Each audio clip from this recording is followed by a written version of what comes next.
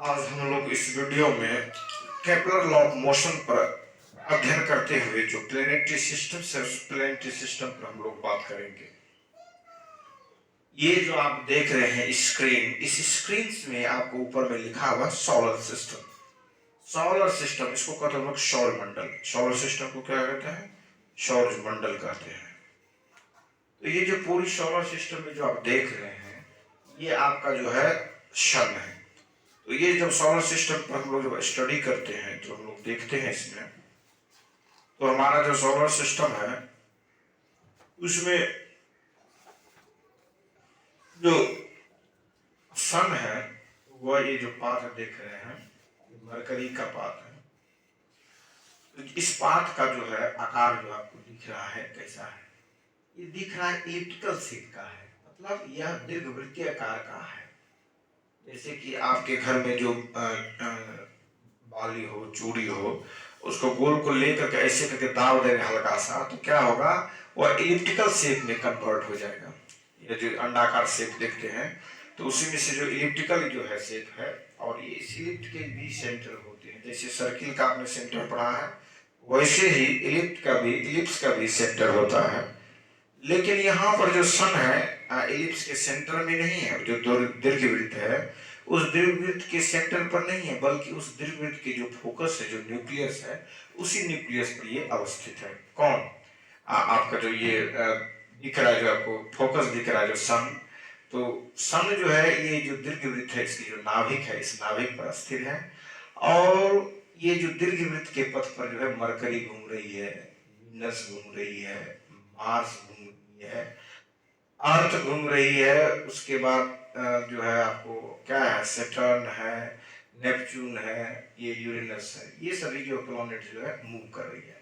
अब देखिए सन है, सन के नियरेस्ट प्लैनेट हो गया आपको मरकरी, उसके बाद हो गया वीनस, उसके बाद हो गया अर्थ, उसके बाद हो गया मार्स, मार्स के बाद हो गया आपका एस्ट्रॉइड बेल्ट, उसके बाद हो गया जुपिटर, जुपिटर के बाद हो गया सैटर्न, सैटर्न के बाद हो गया आपको यूरेनस, और लास्ट में जो है नेपच्यून है। ठीक है, ये जो 8 प्लैनेट जो है सीरियल वाइज में जो देखते हैं, तो इसमें जो आपका है जो मार्स है और जो जुपिटर है इसके बीच में जो यहाँ पर मान लीजिए आपका इस जगह जो है ये मार्स है और ये आपका जुपिटर है। ये मार्स और जुपिटर के बीच में जो देख रहे हैं आप ये एस्ट्रॉइड बेल्ट है। ये जो बेल्ट दिख रहा है ये कौन सा बेल्ट दिख रहा है?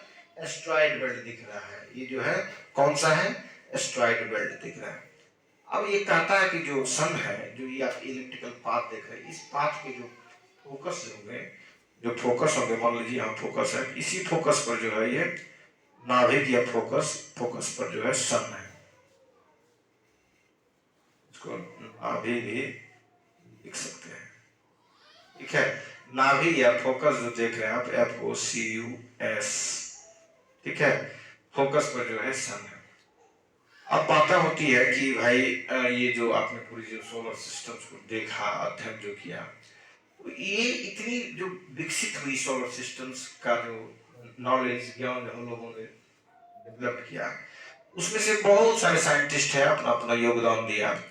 तो जो हेलियोसेंट्रिक थ्योरी है, हेलियोसेंट्रिक थ्योरी में यह बताया गया कि पूरी जो हमारी सोलर सिस्टम्स है उस सोलर सिस्टम में जो है जो हमारा अर्थ है वह जो है सेंटर नहीं है, बल्कि जो सूरज है, जो सन है, जो हेलियो है, वो जो है हमारे सोलर सिस्टम का क्या है? वह सेंटर है। और उसी के अराउंड में जो है जो सभी प्लैनेट्स है वो क्या कर रही है?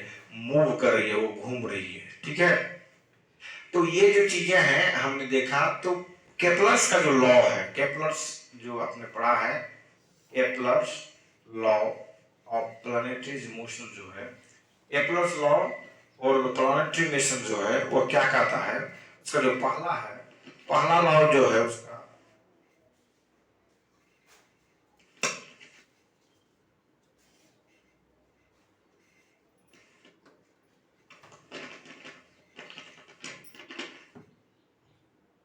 पहला लॉ जो है इसका पहला लॉ कहता है कि जो सभी प्लैनेट्स जो है हमारे सोलर सिस्टम में वो मूव करता है एक पाथ पर सन के चारों तरफ, और वह पाथ जो है क्या है?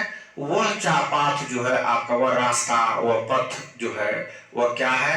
वह दीर्घवृत्ताकार है। वह क्या है? दीर्घवृत्ताकार है, इलिप्टिकल पाथ है, और सन जो है उसके फोकस में है। तो ये हो गया इसका कैलकुलस का पहला लॉ। पहला लॉ क्या कहता है? ऑल प्लैनेट्स, सभी ग्रह मूव करती है सन के चारों तरफ, ठीक है। और जिसमें सन जो है जिस पाथ पर मूव करती है सभी प्लैनेट्स, उसका जो फोकस है, उसका जो नाभि है, उस नाभि पर जो है सन अवस्थित है, और सभी प्लैनेट्स जो है उस पथ पर मूव कर रहा है, जो पथ क्या है? जो पथ इलिप्टिकल है, जो पथ दीर्घवृत्तीय है। और उसी दीर्घवृत्तीय पथ पर जो है कौन है? इसको ऑफ कर दो, ठीक ठीक ठीक ठीक। उसी दीर्घ पथ पर जो है आपका कौन है? ये है, उसी दीर्घ पथ पर जो है आपका मूव करता है ये सभी प्लैनेट, जिसे आप देखते हैं।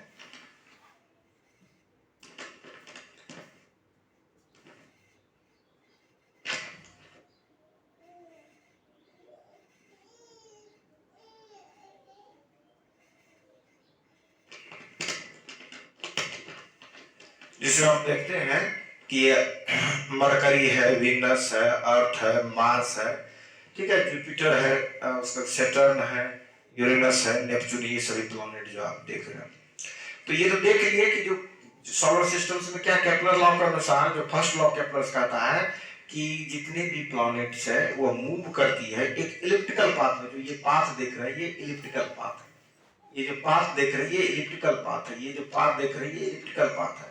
तो सभी प्लैनेट जो है इलिप्टिकल पाथ में, दीर्घवृत्तीय पाथ में क्या कर रही है? घूम रही है, परिक्रमा कर रही है। किसके चारों तरफ?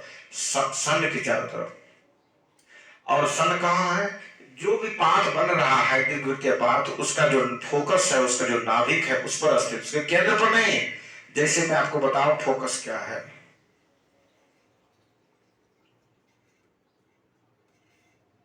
फोकस क्या है? फोकस जैसे कि आपको मैं एक इलिप्स, छोटा सा इलिप्स बताता हूं, उसके बाद बताता हूं फोकस क्या है इसमें।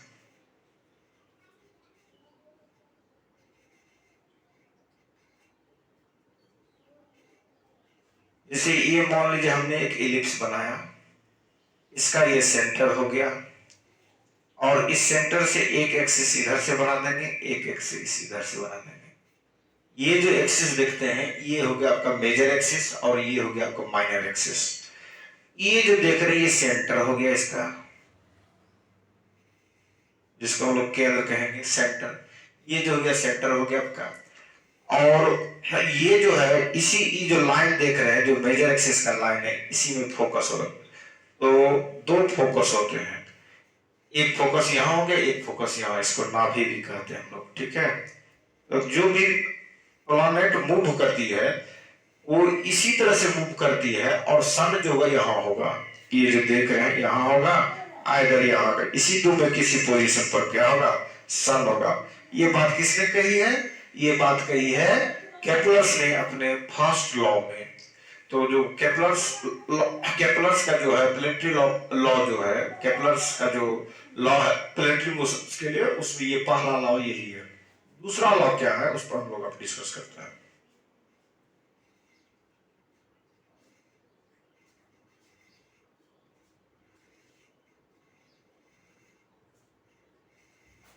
दूसरा कहता है कि ये जो प्लैनेट्स मूव करती है जो सर्कुलर पाथ पर, जो इलिप्टिकल पाथ पर या दीर्घवृत्तीय पाथ पर जो मूव करती है, तो इसकी मूव करने का जो रेट है, जो मूव करती है कितना स्पीड से, उस स्पीड की जानकारी हमें प्राप्त होती है कैसे?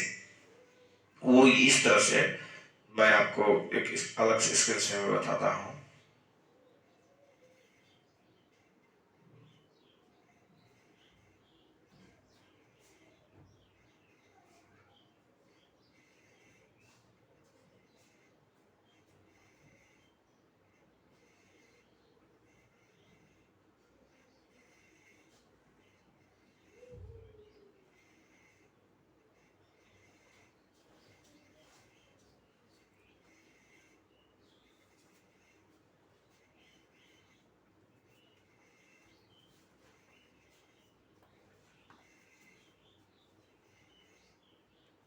जैसे ये हो गया आपका,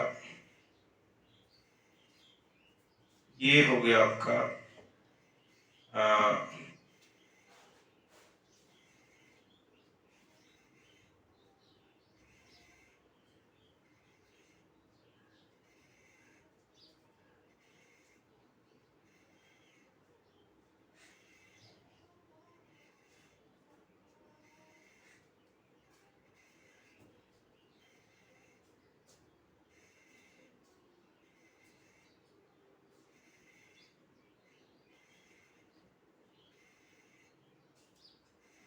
ये आपका हो गया एक इलेक्ट्रिकल पाथ हो गया। इसके फोकस जो है इसका फोकस मान लीजिए यहाँ है, फोकस या नाभिक हम लोग कहेंगे, नाभिक या ये नाभि यहाँ है। अतः कि जो प्लैनेट है वो मूव कर रही है मान लीजिए इस तरह से, रिवॉल्व अराउंड द सन, और ये सन का ये है। कहता कि ये जो पोजीशनिंग है, मान लीजिए ये यहाँ से जाने में इसको छोटी टी लगती है, यहाँ से यहाँ तक जाने में छोटी टी लगती है।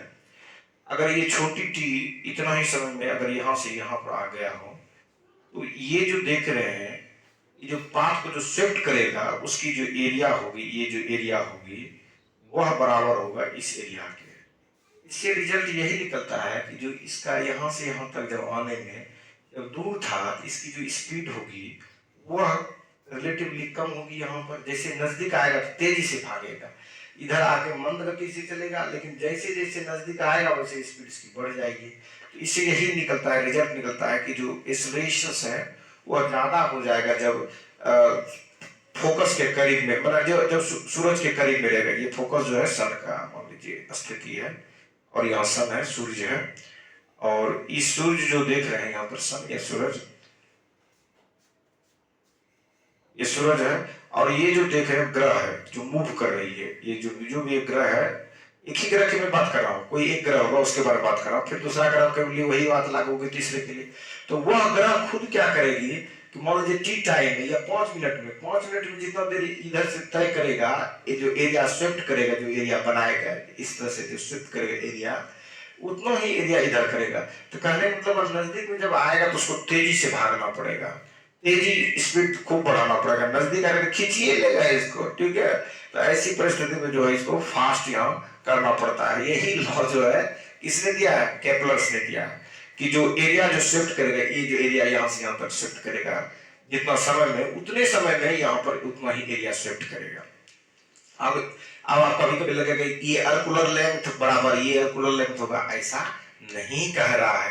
ये कह रहा है केवल टाइम की बात होगा, जितना समय में यहाँ से यहाँ आएगा, ठीक है, उस एरिया जितना शिफ्ट करेगा उतने समय में यहाँ पर जो एरिया शिफ्ट करेगा, क्षेत्रफल की बात हो रही है, उतना ही क्षेत्र इधर करेगा शिफ्ट।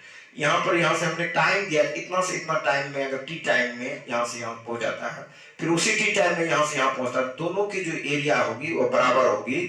यह बात किसने कही, यह बात कही केपलर्स ने अपने second law for planetary motion में कही, second law for planetary motion में कही। अब थर्ड क्या है उस पर हम लोग देखते हैं।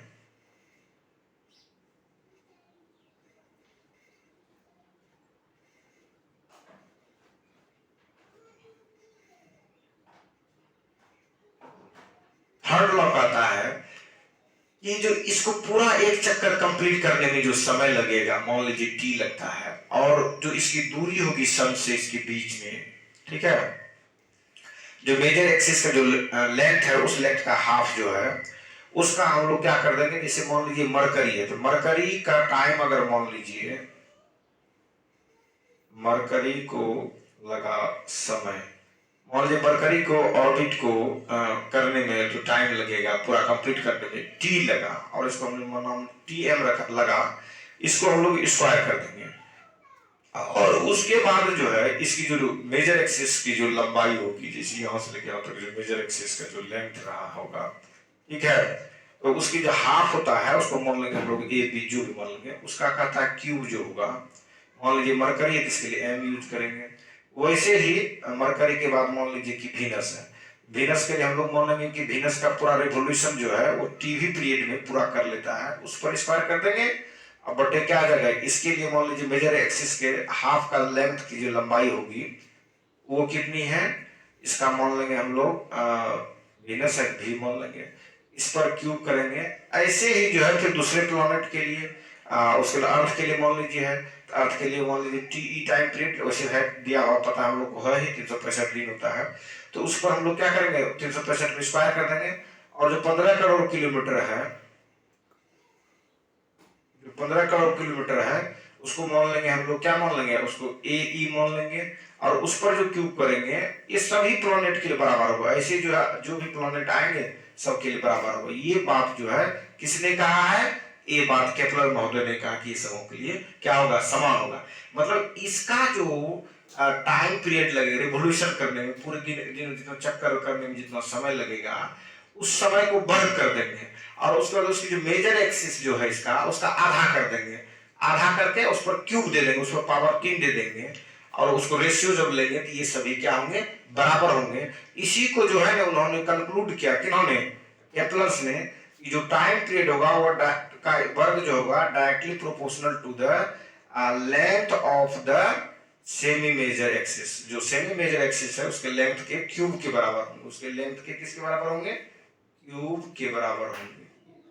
ये मान लीजिए आपका ए है लेंथ के, तो ए क्यूब के बराबर होंगे, T square directly proportional to A cube. ये किसने बात बताई, ये T square directly proportional to A cube, ये केपलर्स ने अपने थर्ड लॉ में बताया कि जो परिक्रमा की जो अवधि होगी उस अवधि का जो वर्ग होगा, और जो जिस इलिप्स का जो मेजर एक्सिस होगा उस मेजर एक्सिस के जो आधा होगा, हाफ जो होगा, उसका जब क्यूब लेंगे तो क्यूब लेने के बाद क्या होगा, दोनों एक दूसरे के क्या होंगे, डायरेक्टली प्रोपोर्शनल होंगे, एक दूसरे के क्या होंगे, डायरेक्टली प्रोपोर्शनल होंगे। यही बात है जो है किसने कहा, ये बात है जो है केपलर्स ने अपने प्लेनेटरी लॉ ऑफ मोशंस के थर्ड लॉ में कहा है। ठीक है, इसी को जब आप हम लोग क्या करेंगे, जब प्रोपोर्शनल के साइन को हटाएंगे तो k इंटू क्या हो जाएगा, a क्यूब होगा, जहां k क्या हो गया, k जो हो गया एक कांस्टेंट हो गया, किसका, केपलर्स का, केपलर कांस्टेंट हो गया फॉर प्लेनेटरी मोशंस के लिए, कि प्लेनेटरी मोशंस के लिए क्या हो गया, केपलर कांस्टेंट हो गया। और इसी केपलर कांस्टेंट की मदद से अगर एक ग्रह का केपलर कांस्टेंट पता करने में क्या करना पड़ेगा, केवल एक ग्रह का हमें जो पीरियड्स ऑफ रिवोल्यूशन मालूम हो, और उसके बाद क्या का मालूम हो कि दूरी कितनी दूरी पर है, तो हम लोग आसानी से केपलर कांस्टेंट को निकाल लेंगे। और जब केपलर कांस्टेंट निकल जाएगा तो फिर और सबका जो है अगर टाइम पीरियड दिया रहे तो उसकी दूरी हम लोग निकाल सकते हैं कितना दिन दूर में है।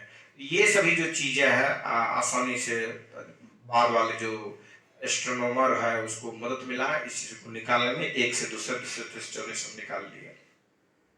तो ये जो था आपका केपलर्स का थर्ड लॉ था, जिसको मैंने एग्जांपल में बताया कि जो परिक्रमण जो अवधि है उस अवधि का जो वर्ग होगा वह समानुपाती होगा जिस दीर्घवृत्ताकार पथ पर वो परिभ्रमण करती है, उसका जो मेजर एक्सिस जो है उसका आधा जो है उसके क्यूब के, चूंकि ए जो है मेजर एक्सिस के हाफ होता है। जैसे ये मान लीजिए आपका इलिप्टिकल पाथ है, इस पाथ का जो यहां से यहां तक है, ये जो देख रहे हैं यहां से लेके यहां तक, इसको मेजर एक्सिस कहेंगे, और इसका हाफ, ये जो यहां से लेके आप जो रेडियस देख रहे हैं इसको हाफ कहेंगे। ये यहां से जो यहां है इसको हम लोग क्या कहेंगे, हाफ कहेंगे, इसका हाफ ये हो गया, यही है। मतलब अगर ये कोई मान लीजिए इलिप्टिकल पाथ है, ये उसका सेमी मेजर एक्सिस हो गया, ये सेमी माइनर, ये मेजर एक्सिस हो गया, ये माइनर एक्सिस हो गया, ये सेमी जो है मेजर एक्सिस हुआ ए, मेजर एक्सिस की जो लेंथ है उसका हाफ को हम लोग इसमें देखेंगे। तो यही ए हो गया, यहां से लेके यहां तक ए, जो सेमी मेजर एक्सिस की जो लेंथ है वो है, तो मेजर एक्सिस का आधा हो गया, हाफ हो गया ये। ठीक है, तो ये जो है आपका प्लेनेटरी लॉ ऑफ मोशंस था, किसका, केपलर्स का, जिसको हमने आपको एग्जांपल से प्लैनेट्स को लेकर के हमने तोड़ फोड़ कर आपको बता दिया। धन्यवाद। फिर इसी तरह से इंटरेस्टिंग चीजों को अच्छी तरह से आपको इलिब्रेट करने की मेरी कोशिश रहेगी, ज्यादा वीडियो को आसान तरीका से समझाया जा सके। धन्यवाद।